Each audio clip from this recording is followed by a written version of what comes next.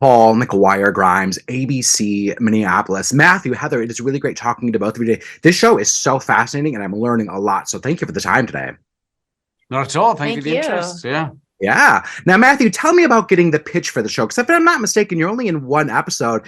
How much, much like a lot of the rest of the cast, is it the subject matter that pulled you in, and did you know about the trajectory of where the show is going? Yes, I did have an idea. Heather and myself are both fortunate enough to know Scott Burns for many years, so we know the kind of person he is, and the environmental issues that are very close to his heart. And he'd had this project for a long time, the kind of scale of it, the timeline of it, how he wanted to do it.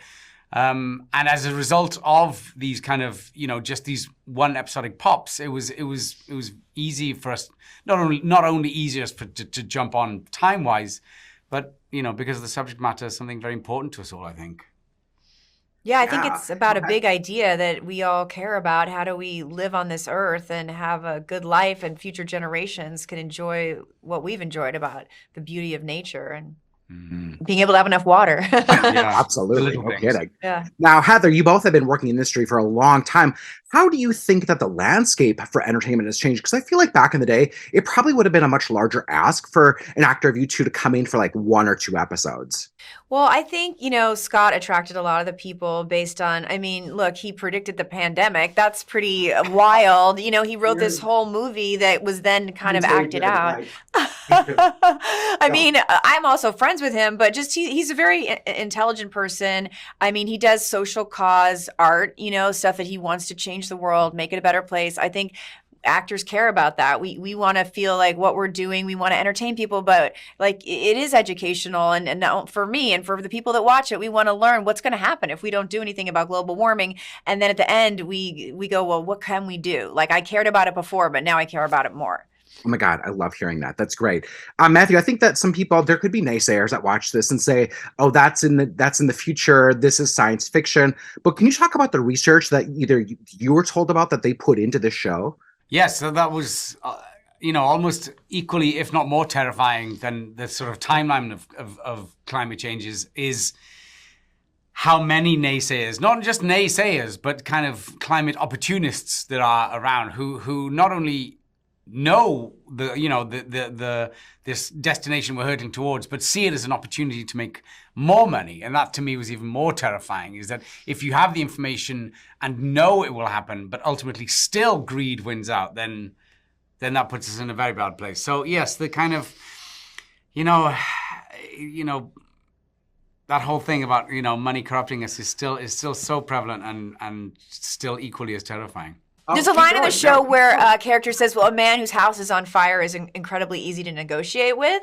So yeah, it's this idea that as the world falls apart, that we can negotiate and get more money out of these people that are in these desperate situations. And that it'll be somebody else's problem to clean up. Scary, very scary. But anyway, sorry. No, that is scary to me. And just it's someone else's problem. I feel like that is how so many people live life. Oh, that's someone else's problem. I'll let someone else do it. Oh God, you guys. Heather, how do you think you have changed as a person, just even working on the show? Are there new practices that you put into place? I think that, I knew about it before, but sometimes it just feels like such an immense problem that you feel like, I don't know if I can do anything about this. And I think doing the show made me think I got to really care and do more. And educate myself more. So I'm riding my little bike around New York City. Of course, trying not to use like plastic water bottles, single-use plastic. Matthew and I were talking about that, recycling, and just like educating myself more. And I think just talking about this right now and doing this show, it's just opening up this conversation for more people to hopefully care about it and to change policies. That would be important. Policy changing. Yes, let's bring it. I got the wrap. It was great talking to both of you today. I really appreciate it. Matthew, I'd be remiss if I didn't tell you how much we love brothers and sisters in this house. My husband and I was something we watched very early on when we were dating. Kevin and Scotty will always have a little special place. So right there. So thank you. Glad to hear. Thank you, Val. Take care, y'all. Thank you. Paul McGuire Grimes, ABC, Minneapolis. Tahara and Dira, it is really great talking to both of you today. This is such a fascinating show, so thank you for the time. Thank you for having us. Yeah, and now, Indira, I want to start with you. Tell me about getting the pitch for this show. If I'm not mistaken, you're only in 1 episode, kind of much like the rest of the cast. Is it the subject matter that drew you in, or were you kind of given the storyline and the trajectory of the whole show? Well, I mean, I wasn't given the trajectory of the whole show, but I was given the theme of the whole show, which is climate change and what are we going to do about it? And I thought, I'm in. That did it for me. And also because I think Scott Z. Burns is one of the greatest storytellers already. He is amazing at doing thrillers and, The Bourne, all his work.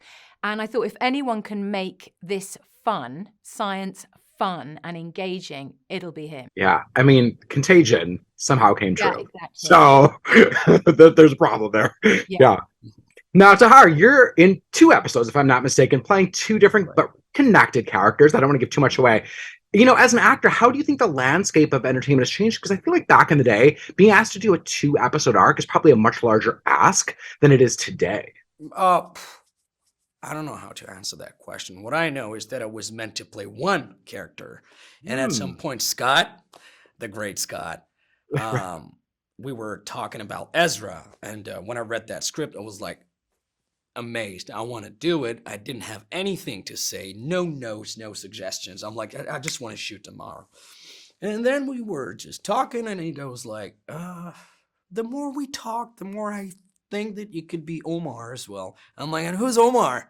And then he told me that it's his own father. And I'm like, all right, why not? Let's try it.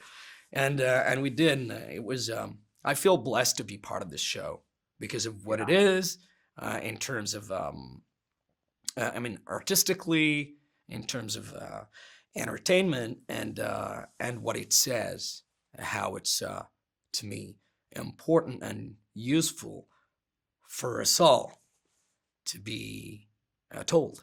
Yeah, absolutely. I'm curious, did you then film your episodes back to back? Because they're pretty spaced out in the landscape of the series. Yeah, let's say I had maybe a week between the 2 episodes, a week off. Oh wow. But the first character is important, but the second one, Ezra, was tough. Oh God. Okay, great. I'm excited for people to see it. Now, Indira, how do you think you have changed since working on the show and really delving into this material? Do you have different practices put into your own life? I was trying to do it. I mean, to do what we can do, like recycle, saving water, try to walk more, and using the car less, and I would do it, but not as much as I do it now. And I'm trying to be more precise and more serious and educate my kids about that. Yeah, also, and I feel I'm quite passionate about eating less animal products. I do eat meat, but I think you have to be a bit more conscious of the kind of meat you eat, because I think the whole intensive farming industry has a lot to answer for. So that's something that I feel strongly about. I've always been a public transport user, and my bicycle is my friend. So stuff like that, really. And also, you know what I think, which is really cool, is that I have a 15-year-old. Now they're selling their clothes online all the time to friends. It's all about upcycle and recycling clothes. And I really believe in trying to buy less, consume less, and buy secondhand. Right. I love hearing that about your kid, because I think that this next generation, or like the young kids, are so good at like knowing what is happening now and doing something about it in so many different regards. That's amazing. Tahar, how do you, because this, even though this takes place in the like near future, can you talk about the science that was put into the show I got the rap. I'm sorry. I don't want to keep both of you. Thank you for the time today. I appreciate it. I hope thank people you, Paul. the show. Thank you. Thank you. Thank you. Yeah. Paul, McGuire, Grimes, ABC, Minneapolis, Scott, Dorothy, Michael. It is really great talking to all 3 of you today. This has been such a fascinating and eye-opening show. So thank you for the time today. Thank you. Thank you. Thank you. Yeah, now Scott, I want to start with you, fellow Minnesotan. Now, you've created this massive series with a lot of moving parts. I mean, really, each episode is like a completely different movie and like story. How do you go about just mapping it all out? Because it's really unlike any other series out there. Well, thank you for saying that. We feel the same way. We started by doing a lot of research, and we built sort of a timeline that went from where we are today, pretty much to the end of the century and talked to a lot of scientists about what the big sort of demarcations will be along that line, what will happen in the scientific world, and what is possible. And there are things as small as when will the last Pinot Noir grape go extinct, to big things like to like ice sheets breaking off. So we looked at these big things, and then the challenge became intersecting those with small human stories, because that was really the work we wanted to do, is how do we take these big issues, things as big as geoengineering with Edward Norton and Indira Varma, and bring them down to something that is about a family, relationship. Absolutely. And I think each episode, will hit people differently depending on like the subject. And like David Diggs' story was so compelling. I was so enriched in that idea of like faith and what that all means. Anyway, I won't get into it. Dorothy, now there may be naysayers here who think, oh, that's in the future. This is science fiction. That's too far out. What would you say to them? What was this science and the research that you found that even you were like so interested in to like bring forth? Yeah, I think the thing is climate change is happening right now. It is happening every day. While we were making the show, there was torrential rain in New York and our wardrobe storage flooded. So we got to work and, had to dry out all the shoes because of climate change. It's currently happening. And I would say that any show that doesn't have climate change, that's the real science fiction. Like we're just inventing, a thing that could happen. But while we were making the show, we also made choices with how the technology worked, what characters were wearing, what their homes looked like, to make it feel not that far from now. So I think if someone naysayed and said, that's the future, I would say, watch episodes 1, 2, and 3. Like how future does it feel? Or another way to frame it for people that we like to say is, we're the same distance away from The Hangover as we are from our pilot. And when you watch a movie like The Hangover, you don't go, oh, that's a period piece. You think of that as a movie that's happening during your life. And so the pilot is the same distance away from you. I don't even know what to make of that concept with The Hangover, but I get it. I totally get it. I think that's where my brain is going. Michael, how do you think we can all help right now with the climate crisis that we're in? What are those kind of daily steps that we can take? Okay. Well, it's a big question. I think the show speaks to two different ways to approach these things. There's certainly aspects of all of our personal lives and decisions we all make in terms of our day-to-day life, how we organize ourselves, that can impact this. But part of the reason I think Scott and Dorothy want to make this show is this is bigger than any one individual. The show, so the show is a glimpse of a possible future that we all share in the entire planet.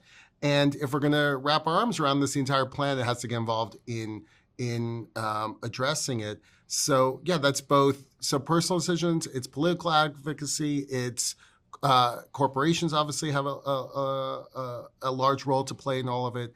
But we're hoping the show allows you really see what's possible, both positively and negatively, right? And so it's a little bit, because I think one of the things that's brilliant about the way they've constructed is this show. It's a subject that can feel overwhelming, and the show quite literally makes it human, right? And it makes it understandable, and you can see it, and hopefully get a handle on it. And it's not, the show was not designed to point out easy villains. You actually come to understand how we've made a lot of bad decisions that have gotten us here, and we can make better decisions and get our way out of it too, we believe. And hopefully the show will allow people to see that path. Absolutely. I think one of the things I love about some of the characters is like, you think that they're going to be the villain of the episode, but you're like, but are they really the villain? Or do they just have really bold ideas that we don't really maybe want to accept yet? Anyway, I got the wrap. It was great talking to all three of you today. Scott, great to have a Minnesotan here. So thank you. Have a great day. Thank you. Thank you.